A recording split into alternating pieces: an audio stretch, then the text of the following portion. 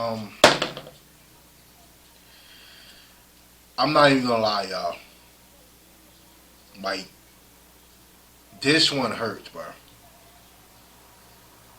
I'm not even gonna like joke around. Like this one actually hurts.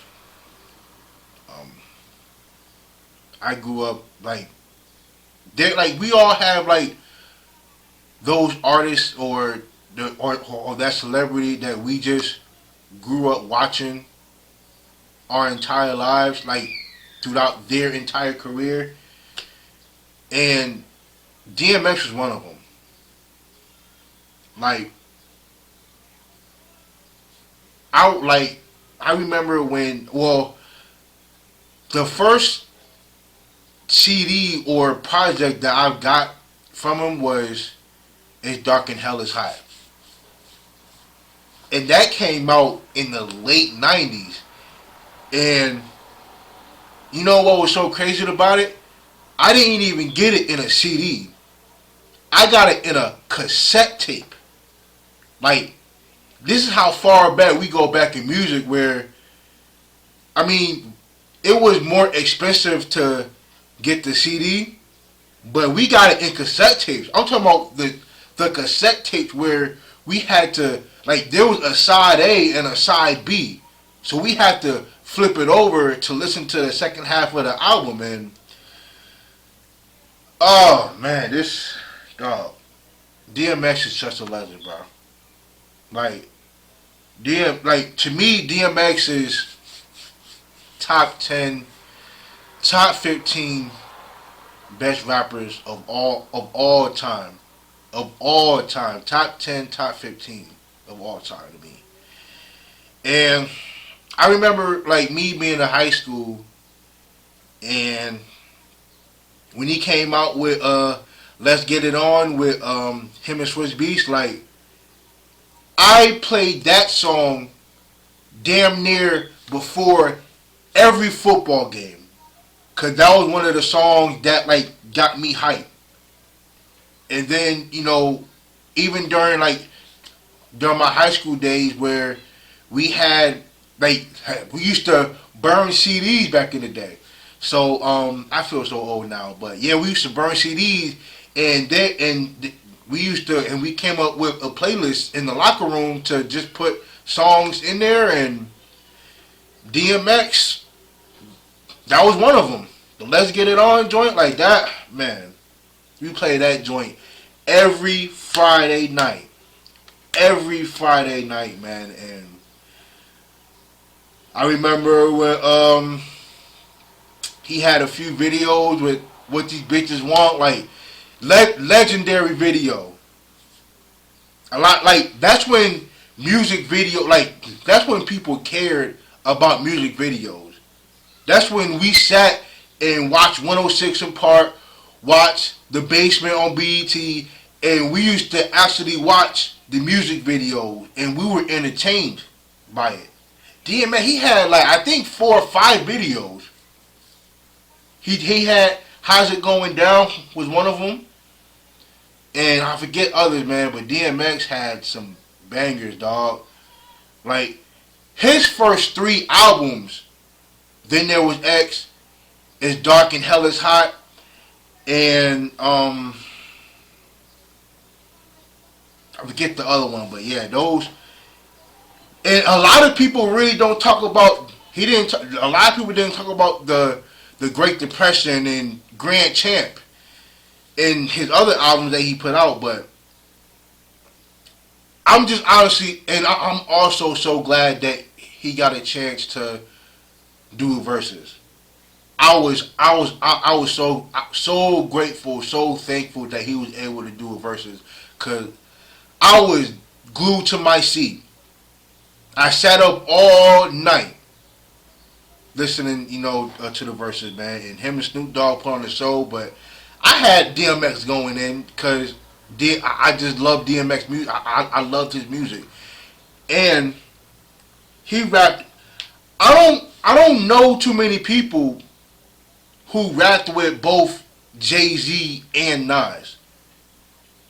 I'm talking about at the prime of their careers.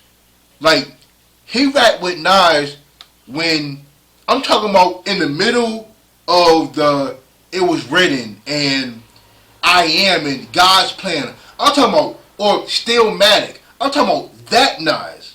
That Nas that was killing shit. And then, Jay-Z. Like, Jay-Z was Jay-Z after Volume 2. Yeah, after his Volume 2 tape. Like, he rapped with some heavy hitters. And then, with Rough Riders, like, he rapped with the Locks when the Locks was the Locks. Like, when the Locks was heavy. And, I tell people all the time, how I'm from North Carolina. Like, I'm from the South because that's where I spent 12, 13 years, most of my adulthood. But I thank God for me being able to be born in Mass, because a lot of my music taste, it came from me listening to Dipset and G Unit, 50, Jadakiss, Styles, Fabulous, like all the rappers from New York. Like, that's where I got my music take from. And my mom don't listen to rap. So, and that's been through my entire life. So I didn't really get introduced to hip hop until, and this is gonna sound nuts, but I didn't start listening to hip hop until I listened to LL Cool J. Like, that's a flat out God honest truth. The first time I've listened to anything hip hop was LL Cool J. That's crazy, as crazy as it sounds. But LL Cool J was my introduction to hip hop, honestly. And then, then Jadakiss came and Styles and the whole Locks came, and then there was DMX and 50 Cent. Like, like, I just thank God for, just DMX, just him growing as a person, bro, and to see where, and I appreciate everybody showing love to DMX, bro. Like, I'm not gonna be one of those fans who be like, oh, I'm the biggest DMX fan ever, and like, I'm not one of those fans. I definitely love everybody, posting their pictures of them taking with him and, with DMX, and especially, people my age and people that are older. Like, I definitely love people showing their love to DMX, man, because, no hatred toward, the other rappers, that passed away, rest in peace, Mac Miller, rest in peace, Pop Smoke, rest in peace, Triple X. But this one right here, like, this is an icon to people who are 30 and up, to people like me, to people who, just grew up, who we had see, like, in the 90s. And a lot of people, bruh, a lot of people don't realize, like, how big DMX was. Like, DMX was huge.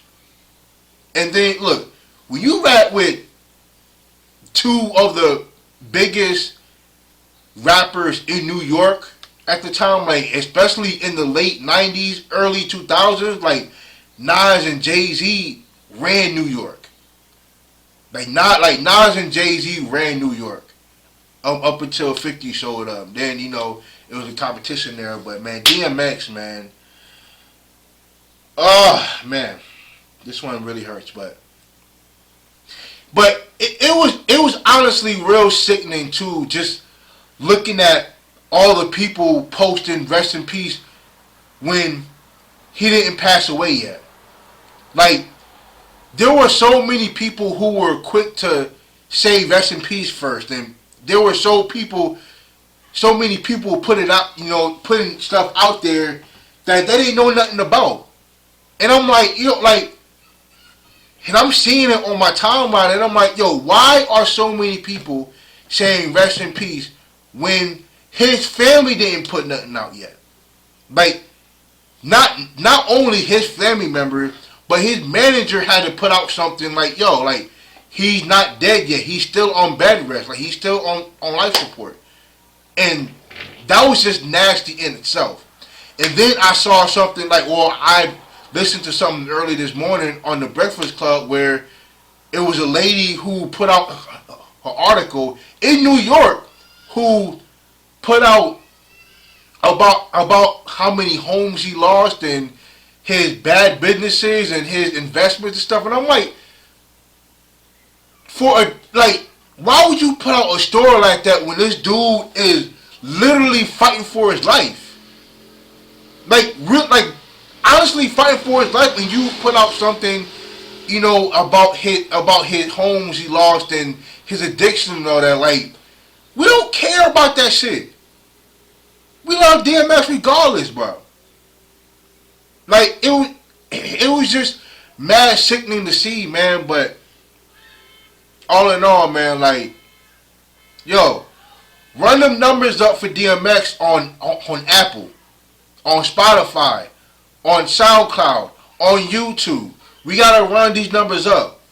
Them videos on YouTube with DMX, run it to millions. Run it, like, we have to run these numbers up, man.